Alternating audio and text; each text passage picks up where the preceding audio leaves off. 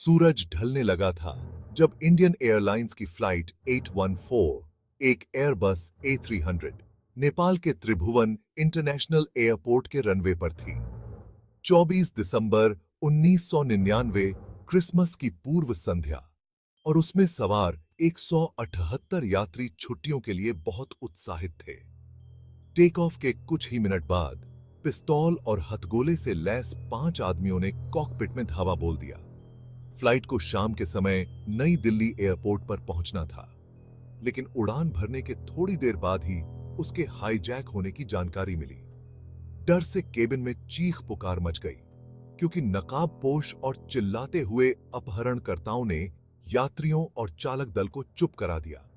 उन्होंने पाकिस्तान स्थित आतंकवादी संगठन हरकत उल मुजाहिदीन के प्रति अपनी वफादारी का ऐलान किया और विमान को हाईजैक्ड घोषित कर दिया।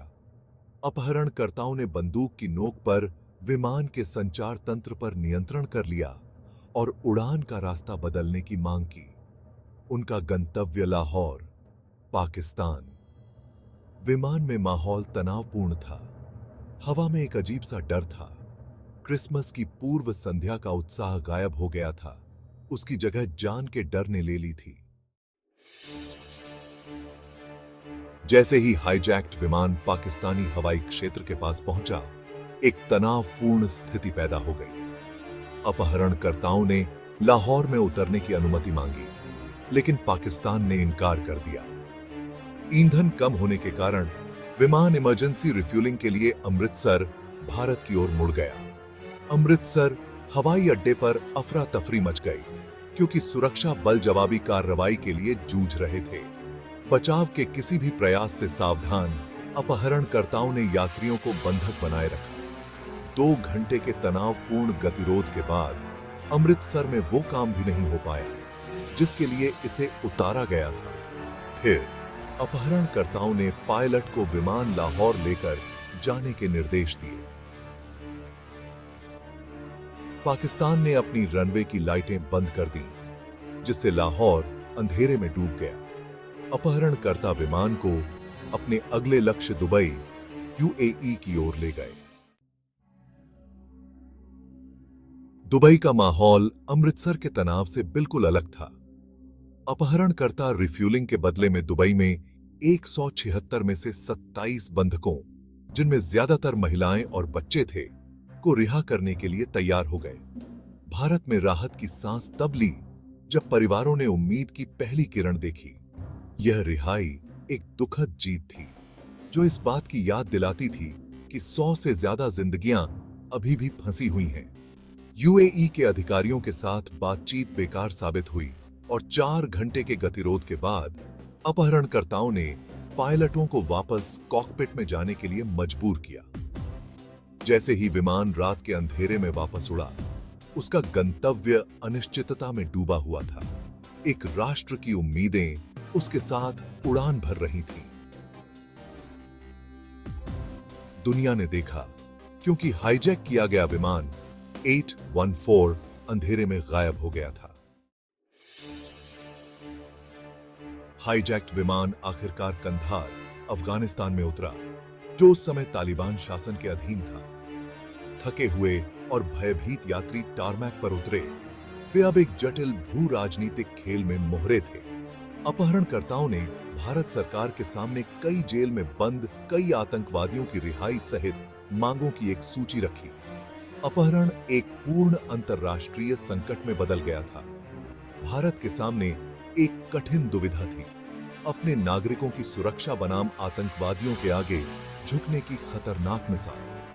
सरकार ने तालिबान की मध्यस्थता में अपहरणकर्ताओं के साथ नाजुक बातचीत शुरू की। विमान के अंदर बंधकों को अपने ही कष्टों का सामना करना पड़ा, कम भोजन और पानी के साथ। फिर भी निराशा के बीच लचीलापन और कैमराडरी की कहानियां इमर्ज थी। यात्रियों ने अपने अल्प राशन को आपस में बांटा और एक दूसरे को दिलासा दिया, आशा से चिपके रहे।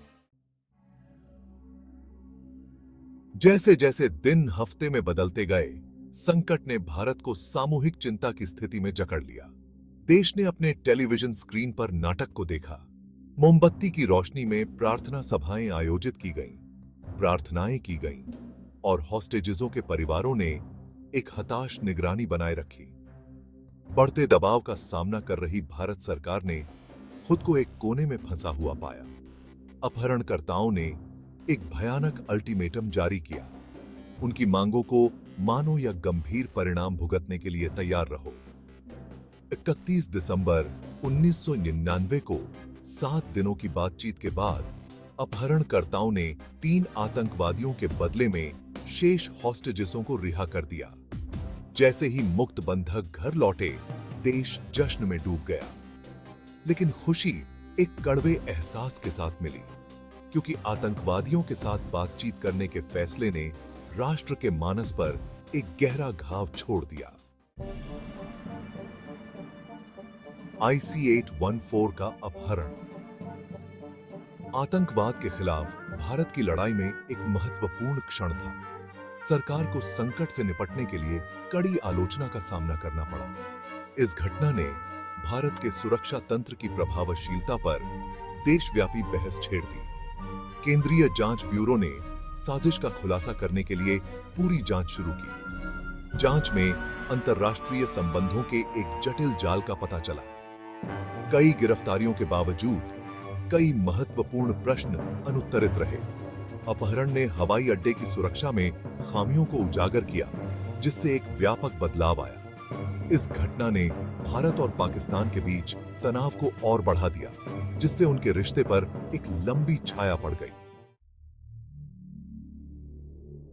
IC-814 का अपहरण भारत की स्मृति में आतंकवाद की मानवीय कीमत की एक कठोर याद दिलाता है। इस घटना ने भारत को अंतर्राष्ट्रीय आतंकवाद की वास्तविकताओं का सामना करने के लिए मजबूर किया।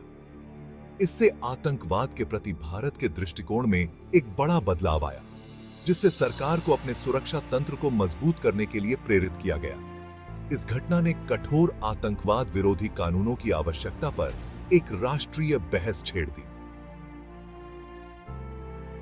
IC-814 की विरासत सुरक्षा और कूटनीति से परे है, जो आतंकवाद के मानवीय चेहरे को उजागर करती है।